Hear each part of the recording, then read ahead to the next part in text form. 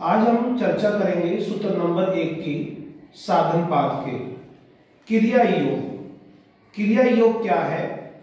चलिए सर्वप्रथम इसके पहले सूत्र को पढ़ते हैं कि तप स्वाध्याय ईश्वर प्राणिधानानि क्रिया योग।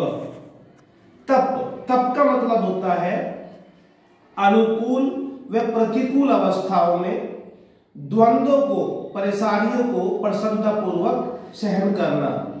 स्वाध्याय का मतलब होता है कि मोक्ष कारक जो ग्रंथ मुझे मोक्ष प्रदान करते हैं उनका अध्ययन करना मेरा स्वाध्याय कहलाता है। ईश्वर प्राणिधानानि, अपने सभी कर्मों को बिना किसी फल की इच्छा को भगवान को समर्पित कर देना, अर्थात ईश्वर के प्रति पूर्ण समर्पण, इसे कहते हैं ईश्वर प्राणिधानानि। तो अभी हमने अर्थों को जाना, अब थोड़ा इसकी व्याख्या को जानते हैं कि तप होता क्या है। सबसे पहले तप के बारे में कहें तो सुख दुख, सर्दी गर्मी, भूख प्यास, हानि लाभ व मान अपमान जैसे द्वंद्वों को सामना करते हुए धर्माचरण करना तप है। अपने वर्ण, परिस्थिति और योग्यता के अनुसार स्वधर्म पालन करना तथा इसमें होने वाले दुखों को सहर्ष सहन करना तप है। शरीर, प्राण, इंद्रियां और मन को नियंत्रण करना बहुत बड़ा तप है। अगर हम इसे अपने जीवन से रिलेट करें तो अपने परिवार को चलाना, अपने आप को चलाना एक बहुत बड़ा तप है। तो इस तरह से हम इसे अपने जीवन से रिलेट कर सकते हैं।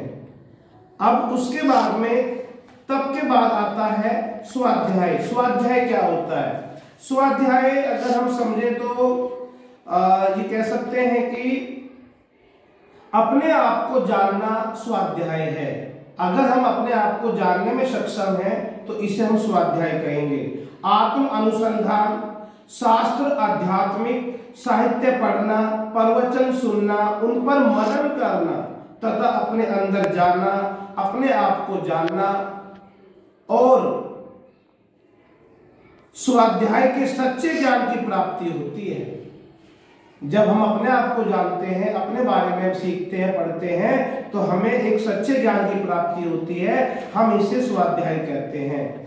और तीसरा पॉइंट है हमारा ईश्वर प्राणिधान।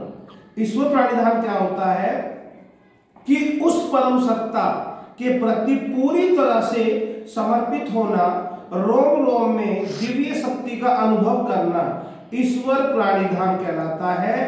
प्राण व इंद्रियों को, कर्मों तथा उनके परिणाम को उन्हीं को अर्पित कर देना ईश्वर प्राणिधान है।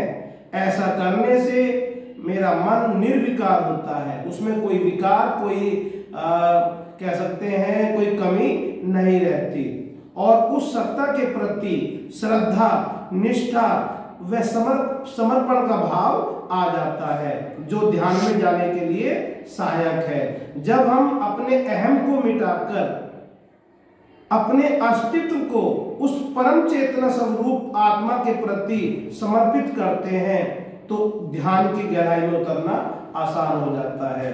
तो हम कह सकते हैं कि जो ईश्वर प्राणिधान, जो भी हम कर्म कर रहे हैं उसकी फल की इच्छा का त्याग कर दीजिए और अपने आप को परमात्मा के चरणों में सरेंडर कर दीजिए। इसे ईश्वर प्राणिधान कहा जाता है।